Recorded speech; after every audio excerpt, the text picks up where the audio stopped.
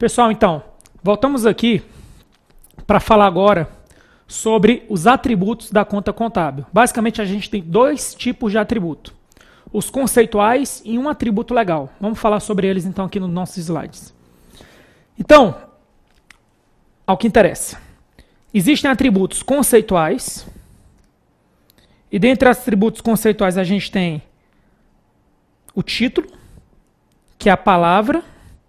A gente tem o código, que é a estrutura numérica.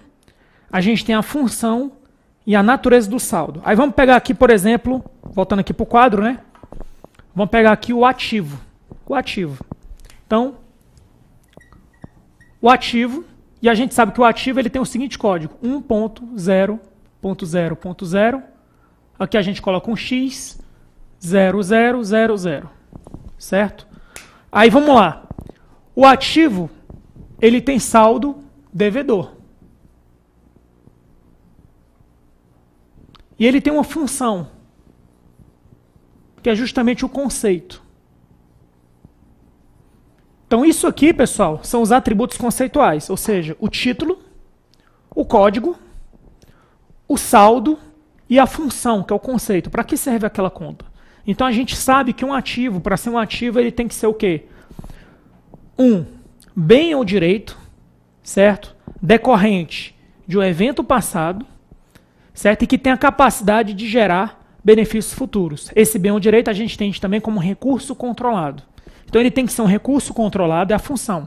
Registrar os recursos controlados decorrentes de eventos passados que têm a capacidade de gerar benefícios econômicos futuros. Isso são os 4 atributos conceituais de uma conta. Isso cai em prova, tá? Aí vamos para a próxima. Esse aqui é radical. Indicador do cálculo do superávit financeiro. Então, o que é que acontece? Ó? Vamos apagar isso aqui. E vamos colocar aqui, trabalhar agora com o balanço patrimonial. Preste atenção nisso aqui, que isso é importante. Balanço patrimonial. Balanço patrimonial. Aí, no balanço patrimonial, o que é que acontece? A gente tem um ativo, passivo e patrimônio líquido. Ativo, passivo e patrimônio líquido. Então, o que é a conta, o que é o indicador de superávit financeiro, que é o atributo legal. Algumas contas do ativo, elas vão ser separadas com o atributo F e outras vão ser separadas com o atributo P. No passivo a mesma coisa, algumas contas vão ser separadas com o atributo F e algumas contas vão ser separadas com o atributo P. O que significa esse F e esse P? Esse F quer dizer F, financeiro, e P quer dizer de permanente. F de financeiro e P de permanente. Então eu tenho que ter a capacidade de segregar o ativo em ativo financeiro e ativo permanente. Quem exige isso? Quem exige segregar o ativo em ativo financeiro e ativo permanente? A Lei 4.320. Então esse F vai pertencer ao ativo financeiro. E o P pertence ao ativo permanente. O F pertence ao passivo financeiro.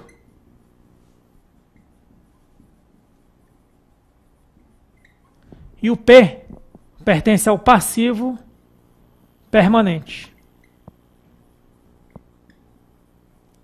Então, só resgatando ali uma coisa. Na aula de subsistemas, a gente viu que originalmente existia o sistema financeiro. O sistema financeiro ele foi incorporado juntamente com o sistema patrimonial antes de 2014. Em 2015, o sistema financeiro e o sistema patrimonial, ambos, se aglutinaram e formaram um subsistema patrimonial. Mas o sistema financeiro ele não morreu. Porque essas contas que têm o atributo F, todas elas antes eram do tal do sistema financeiro que não existe mais. Então, agora, todas as contas do ativo, do passivo, do PL fazem parte do subsistema patrimonial. O que está faltando para a gente avançar? Só alguns exemplos. Então, vamos lá. Exemplo de contas do ativo financeiro, caixa. Evento de contas que são ativos são do passivo permanente, do ativo permanente. Material de consumo,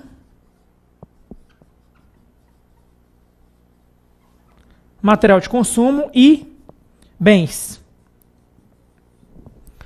Exemplo de contas que são do passivo financeiro ou passivo permanente. Você vai ver que a conta até tem o mesmo nome. Vamos colocar aqui, ó. Pessoal a pagar. Vamos colocar juros, na verdade. Juros com a letra P. E a gente vai ter aqui juros com a letra F. Eu escrevi de propósito uma conta que tem basicamente o mesmo nome, só muda o F e o P, porque eu quero explicar depois como é que muda isso. Então o que é que a gente viu aqui? Ó?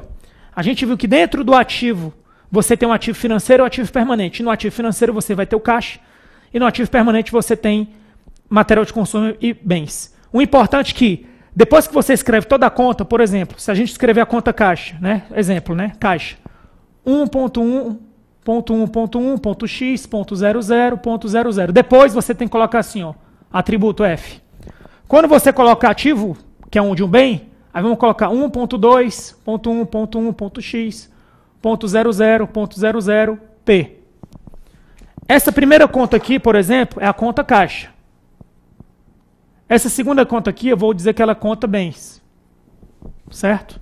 Só para você ver que esse F, esse P, é o mais importante. Ele vem depois de todos os códigos da conta contábil, da conta contábil que a gente está estudando.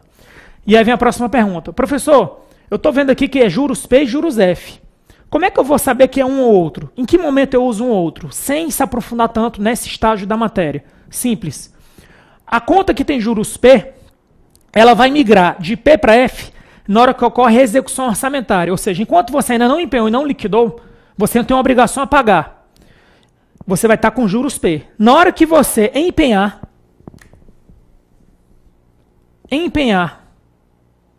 e liquidar,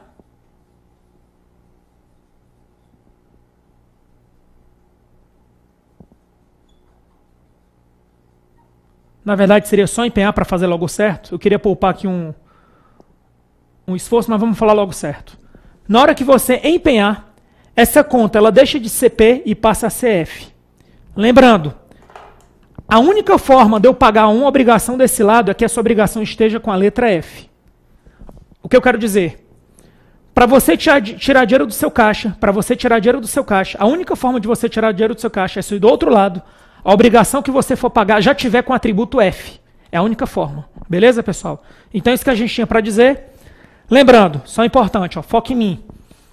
A gente ainda vai voltar nisso na hora que a gente for fazer os lançamentos. Aqui é mais ou menos o seguinte, você está tendo contato com os conceitos. E, vez por outra, eu faço algum lançamento, mas ainda não é aula de lançamento.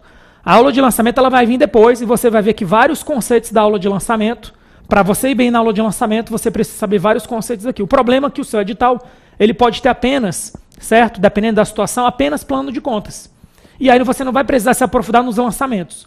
Aí os conceitos, eu faço as simulações, mas na verdade no edital que só cobra plano de contas não tem lançamento. A parte conceitual por si só resolve. E aí para a gente avançar aqui, pessoal,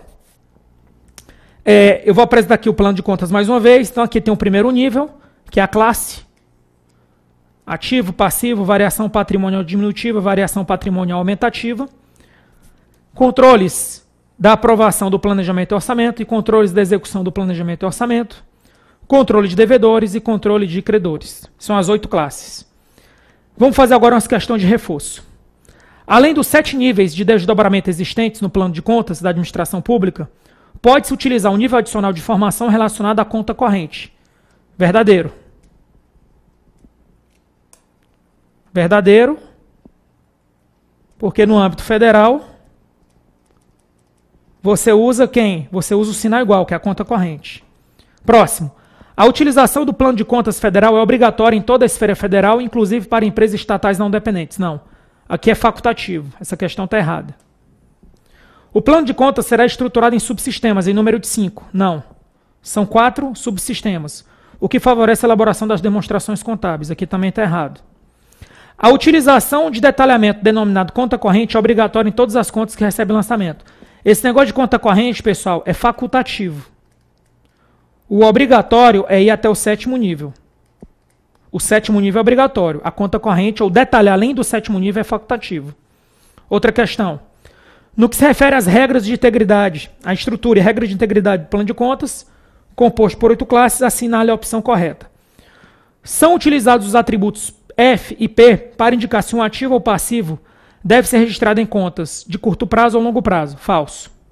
Isso aqui é para saber se ele pertence ao ativo ou passivo, financeiro ou permanente.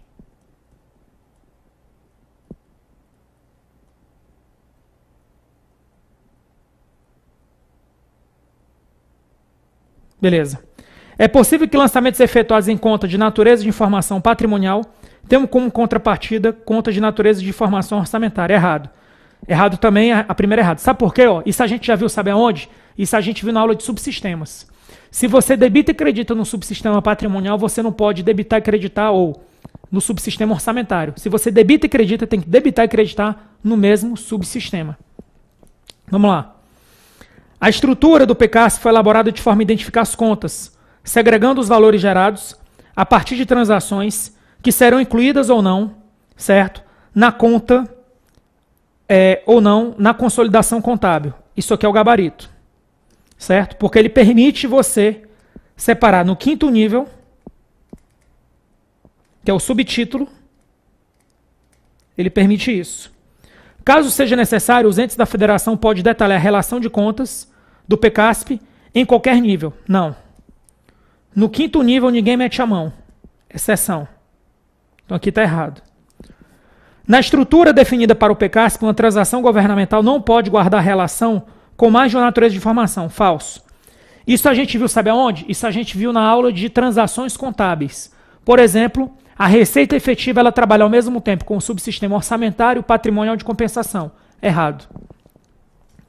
Próximo. Segundo o plano de contas aplicado ao setor público, as contas contábeis quanto à natureza do saldo podem ser classificadas em devedora, credora ou híbrida, certo? Quanto à natureza do saldo. Ou é devedor ou credor. Devedor ou credor. Devedor ou credora. E a única que sobrou aqui foi a híbrida, que pode ser uma ou outra. Beleza, pessoal? Próximo. Segundo o plano de contas, são os seguintes os subsistemas, exceto. O único subsistema que não existe é esse aqui, da letra C. Ó. Contas a pagar e receber. Ok, pessoal? Então a gente vai dar uma pausa aqui. No próximo bloco a gente vai falar um pouco sobre os conceitos, certo? Sobre os conceitos das classes. Depois a gente vai falar sobre os conceitos dos grupos. E a gente vai avançando aí passo a passo o plano de contas. Até a próxima.